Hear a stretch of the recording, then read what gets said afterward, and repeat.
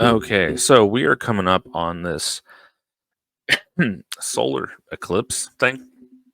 Um, I'm not on social media a ton, so I haven't seen a ton about it, but I have seen when I do get on, I do see stuff.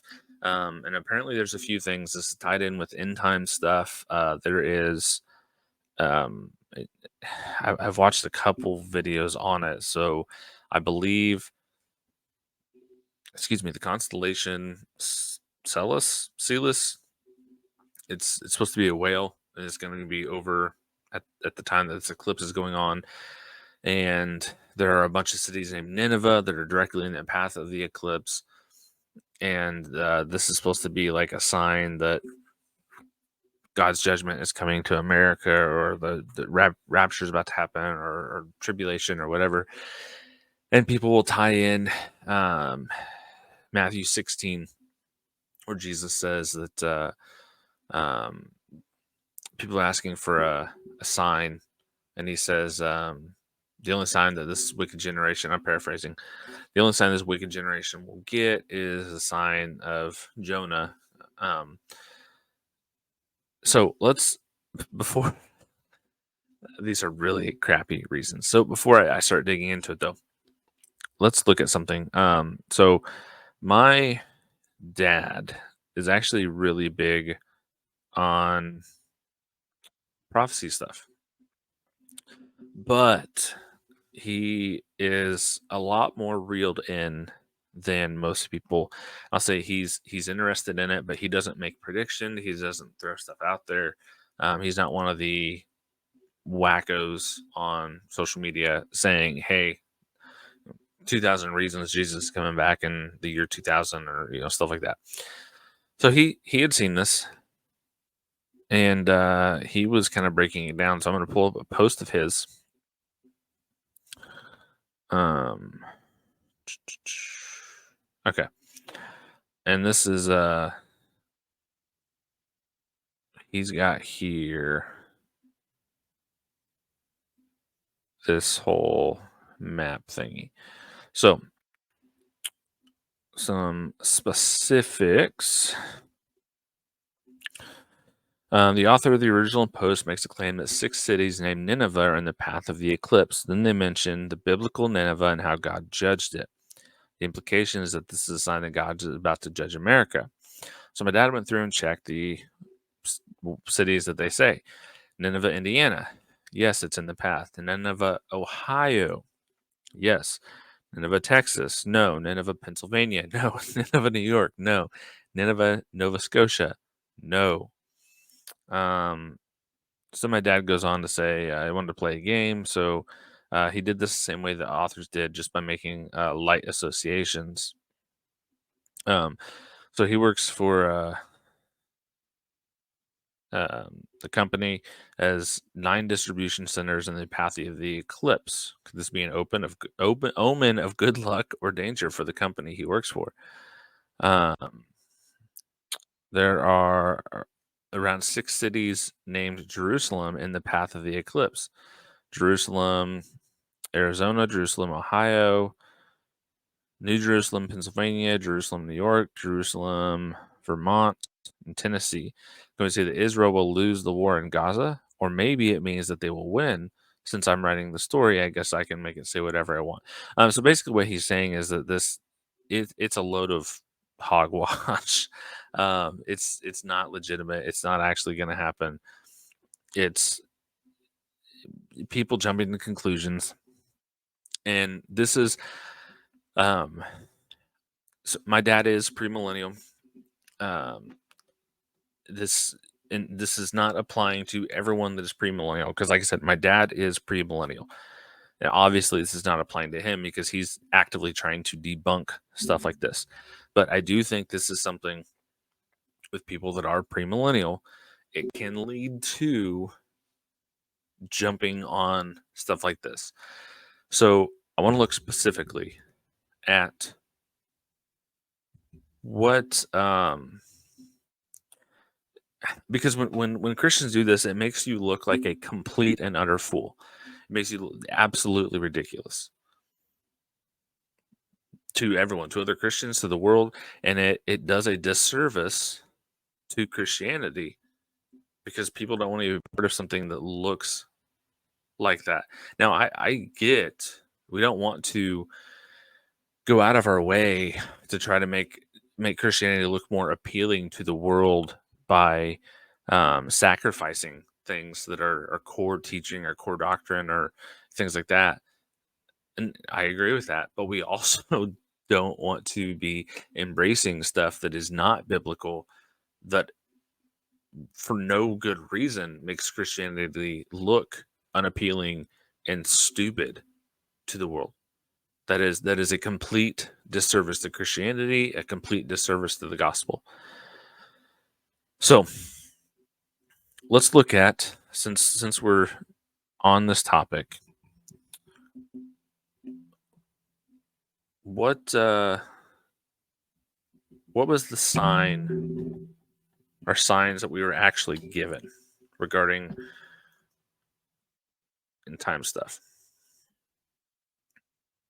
We'll be in Matthew 24, verse 15, I believe. Get on the screen. Okay, yeah, verse 15. So when you see standing in the holy place the abomination that causes desolation, spoken of through the prophet Daniel, let the reader understand. And then he goes on to talk about all the stuff that's going to happen. So this is, if you are premillennial, which I am not, I lean postmillennial. But let's look at this. Let's say, for the sake of the argument, the premillennial view is correct. Now, this is talking about people being handed over for persecution. This is where it says there'll be wars and rumors of wars and all this other stuff. But do not fret. Then we're given this sign. The only sign that's given is the abomination that causes desolation. That's it.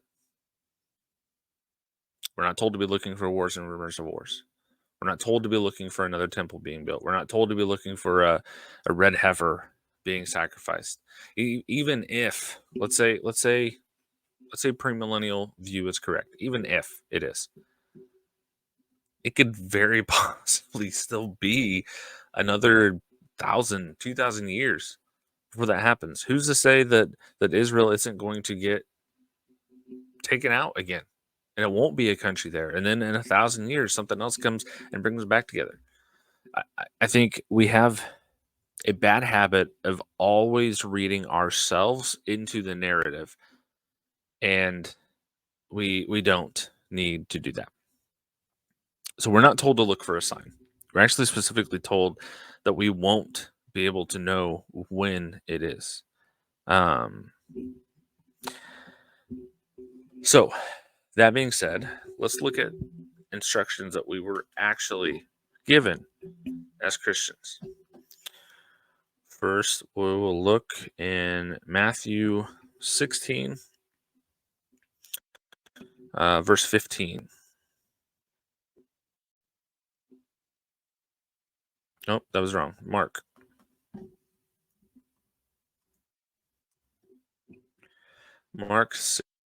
16.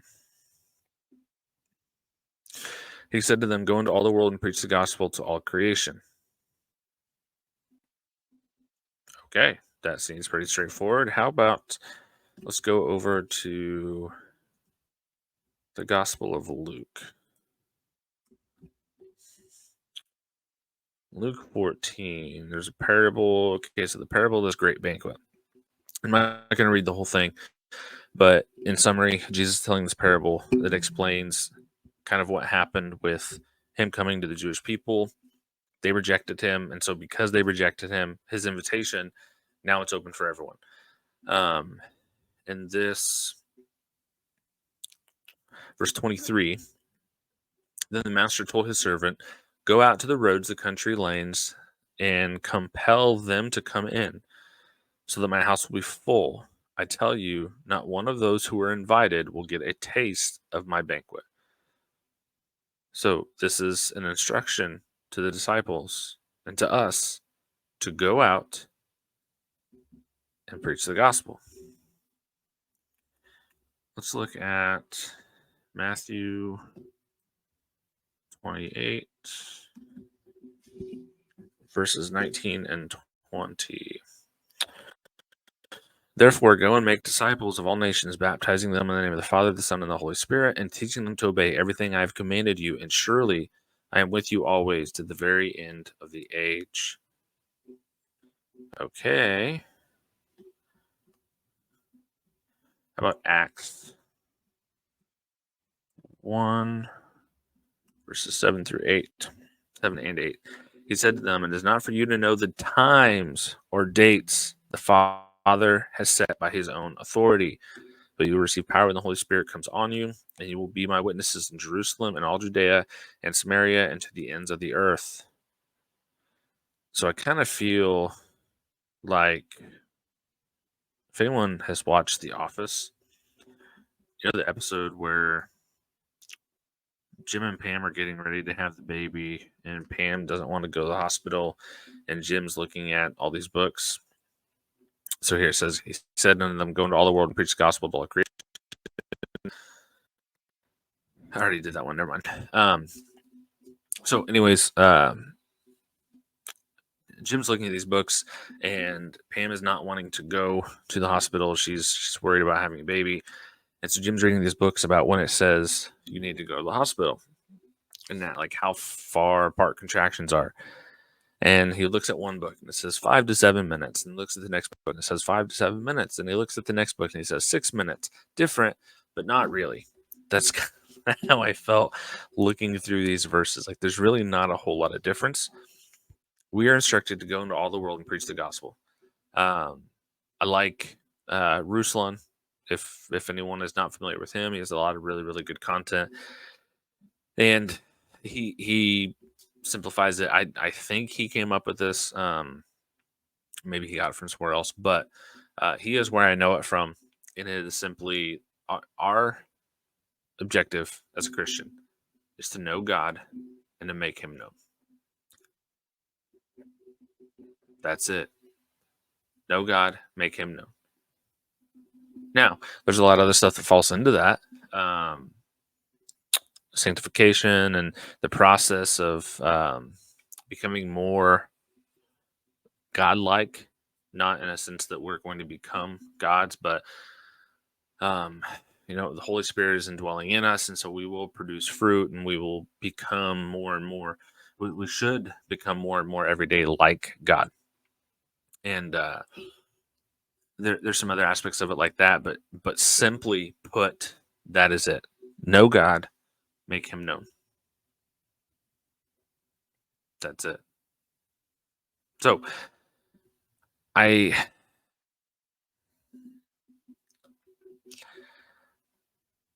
know, like I said, not every premillennial person is like this. Not every premillennial person gets this much into this stuff.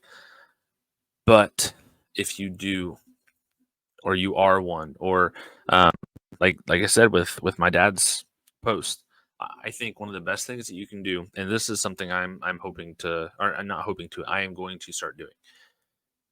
We need to be willing and fully able to call out our own camp. As a charismatic, I need to be quick to call out people in the charismatic community that are doing things wrong, especially if it is leading people away from the gospel.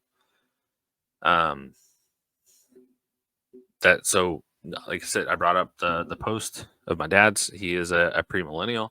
I think he should be quick to point out when other premills are getting stuff really, really wrong, and he does. Sometimes in private conversation, but also in like publicly like that. So that's what we should be doing.